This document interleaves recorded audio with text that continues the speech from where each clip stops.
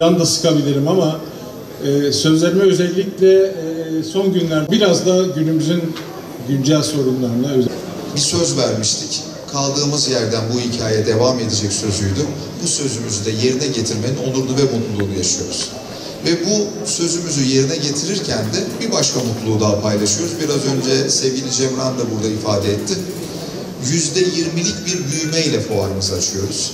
Yeni konu başlıklarıyla da Diyarbakır'da fuarı, fuarcılığı geliştiriyoruz ve aynı zamanda da Diyarbakır'ı uluslararası arz ve talebinde bir buluşma noktası haline getirmek üzere de Ticaret ve Sanayi Odamızın öncülüğünde, borsamızın destekleriyle, Büyükşehir Belediye'mizin destekleriyle güzel bir noktaya doğru taşıyacağız.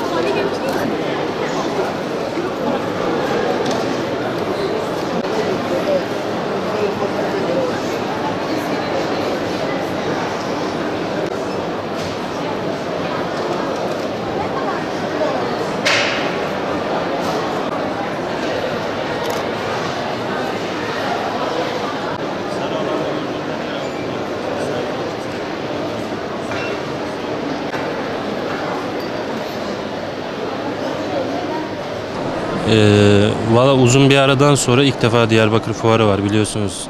2013-2014 civarındaydı galiba en son yapıldı. Ondan sonra bir ara verildi siyasi nedenlerden dolayı. Şimdi tekrar yaptılar. Biz de umutlu buraya geldik.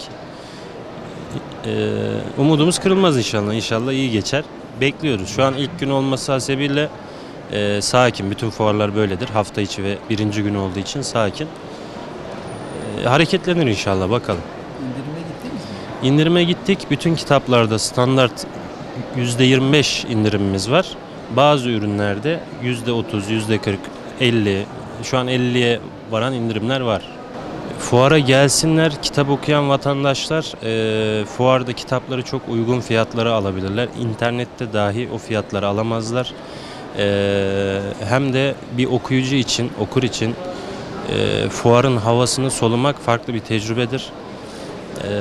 Hem kitapları görürler, hem eline alır incelerler, o havayı solurlar. Güzel olur. Kitap almasa bile gelsin, ziyaret etsin, gezsin, kitapları görsün, incelesin yeterli.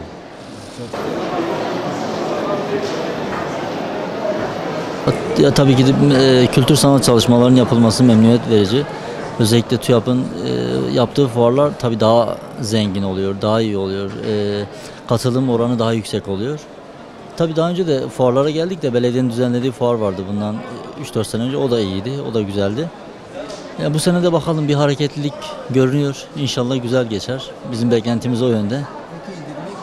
Tabii %30 indirimlik kitaplarımız. Aynen geneli %30 indirimli.